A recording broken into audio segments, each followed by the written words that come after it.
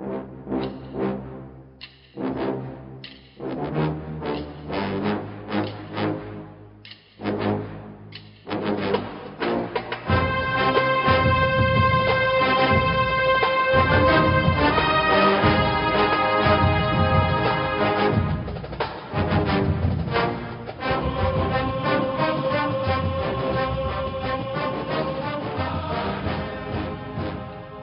morning, Bucknutters. Welcome to the Bucknuts Morning 5 here on Monday, June 13th, 2016. I am Dave Biddle, joined by the Dean of Ohio State football recruiting, Bill Kurelic. Bill, a huge day yesterday, of course, in the world of Ohio State football recruiting. Tate Martell, number one dual-threat quarterback in the country, committed to the Buckeyes. He is the 14th commitment in their 2017 class, which is still number one in the country. Huge get for the Buckeyes. What was your reaction to this news, Bill? Well, my reaction was that I'm not surprised that he is a Buckeye, but I'm surprised, or I was surprised at the way he did it, because, you know, there's no doubt that Tate has enjoyed the recruiting process, and, you know, he's pretty active when it comes to social media and that, but it was surprising to me that he just, without a whole lot of fanfare, just tweeted that he has committed to Ohio State. I thought there would be, you know, a little more fanfare than that he would do it with a little more flair and all, because that's kind of been his style. But as far as him actually becoming a Buckeye, that's not shocking to me. It's just that I guess the way he went about doing it, pretty low key, to be honest. Just going and putting it on Twitter and saying he's a Buckeye. And you did a VIP piece for the site, Tate Martell, a Buckeye, the impact. Talk about the impact he'll have, you know, eventually on the field for the Buckeyes, and maybe the impact that he will have recruiting other players for this excellent 2017 recruiting class.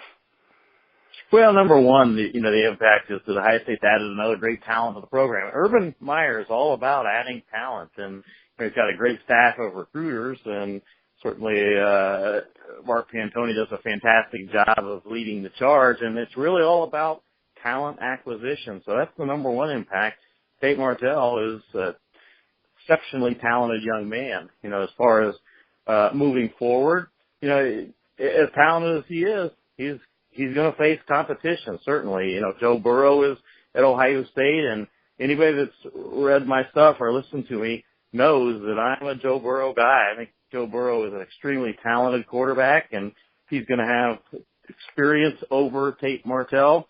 You know, and then for that matter, Dwayne Haskins. He's got a year's head start on Dwayne Haskins. So Tate Martell is going to walk into a situation where, you know, there's two very highly recruited, outstanding prospects ahead of him on the board in Joe Burrow and then, of course, Dwayne Haskins. So it'll be a competitive situation. The good thing is that Tate Martell is a competitor. He's not afraid to compete. So it will certainly strengthen the Ohio State roster, and it brings up tremendous competition, and that makes everyone better. Let's talk about his skill set real quick, Tate Martell. Everybody will say, oh, he's short, you know, and he is small stature for a quarterback, you know, 5'10", 5'11", right around there. But he's a very good runner, and I believe he's got a strong arm. So just talk about his skill set a little bit for the listeners out there to think, oh, is he too small to play quarterback? Why is he the exception to the rules? It is arm strength, his running ability, a little bit of everything. Just talk about his skill set a little bit, Bill. Well, I think the one question mark with Tate is the height. I mean, you know, you don't see a lot of great elite major college quarterbacks that are 5'10" or 5'11". You know, that's not to say it can't and hasn't been done, but you just don't see that a lot. So I think that's the main drawback. As far as the other things, he's got what you look for, especially in an Urban Meyer offense. You know, he can run an offense effectively the way Urban Meyer wants it to be run. He can pass. He's got an above-average arm as far as strength goes. He also is an outstanding runner. He makes good decisions. He doesn't get intercepted very often, and certainly in Urban Meyer's offense, that's key, making good decisions. You know, how to run the zone read, you know, how to make those decisions. Tate Martell is very good at that, and then, of course, he's a winner. You know, he's 30-0 as a high school starting quarterback, so he plays for one of the top high school teams in the country and has led them to 2 national championships. So all those things are there for Tate Martell. And again, the one drawback is the height, and we'll see how that translates. You know, some people can get around that, so to speak. Certainly, Flutie did it, and now we'll see if Tate Martell can do it. I like this budding pipeline of Las Vegas Bishop Gorman. I think they need to send us out there and cover some games this year, maybe even in the future, too, because this could be a pipeline for the Buckeyes for the next few years with Haskell Garrett in the class, now Tate Martell, and even Tyjon Lindsey has ties to Las Vegas Bishop Gorman, even though he's back to his high school in Corona, California. Let's talk about Tyjon Lindsey a little bit. It sounds pretty good for the Buckeyes. Tell the listeners what you know about Tyjon Lindsey, Bill. Well, he is planning to make his decision in August, and he has narrowed it down, as we know, to 10 schools, and obviously Ohio State is one of the schools. In fact, I think most people, including myself, would say that Ohio State would be the school in the driver's seat right now. But he will announce his decision on August 22nd. I think Martell in the class helps as far as Ohio State goes, and not that they needed a lot of help, because like I said, I think Ohio State's in a pretty good position, and certainly he's a guy that Ohio State, when you talk about talent, that's more talent to the program. He's a 5-star guy, one of the top wide receivers in the country, and you know, if they can land him and Trayvon Grimes, you know, what a combination. You've got the taller Grimes, taller, smooth, fluid Trayvon Grimes, and then you've got the just tremendously dynamic, smaller guy in Lindsey. So that would be indeed a great tandem to land. And good news for Buckeye Nation is that right now it looks good for both of them.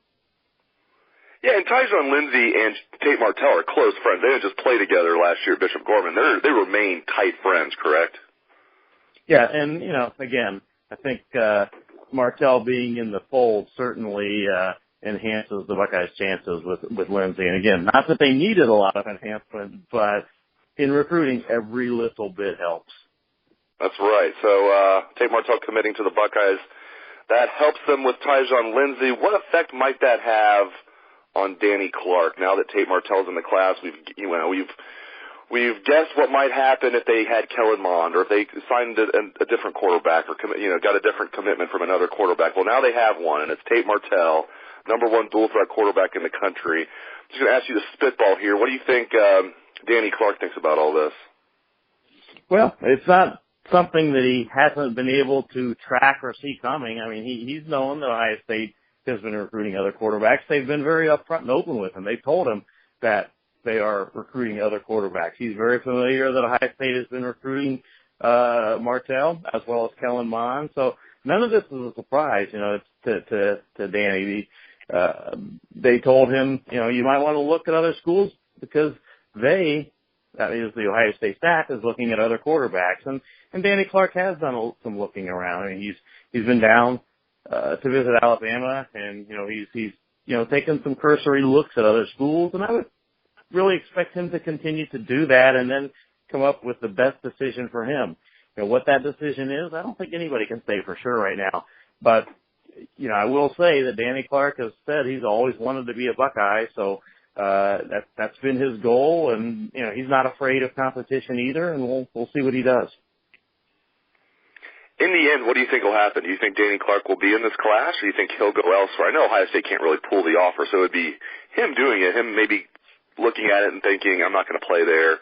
I might have to get this tattoo covered up. But do you think Danny Clark might end up looking elsewhere and going elsewhere, or do you think he'll end up in Ohio State's class if you had to bet? Well, that's a tough question, Dave. I mean, it's a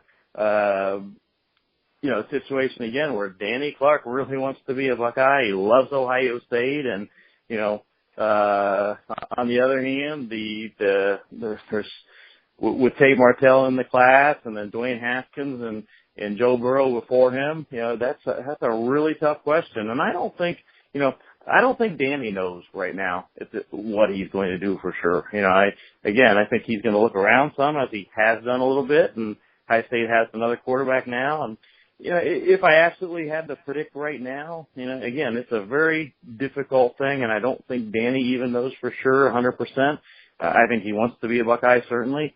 But I guess if I absolutely had to predict right now, I'd probably go with Clark going elsewhere. But again, I don't say that with a lot of confidence right now because, I don't think there is a definite answer at this point.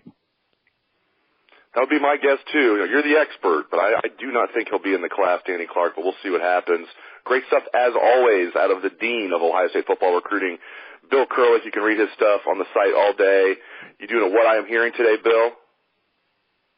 Yep, posted What I Am Hearing late last night, and number of topics there, including the status of J.K. Dobbins, a dynamic running back that's committed to Ohio State, as well as some other of the latest happenings. Shaun Wade was on campus again this past weekend, and what's going to happen coming up with Emory Jones' visit to Ohio State. He actually has arrived in Columbus, and certainly his visit is a very big one. So a number of items in What I Am Hearing this morning.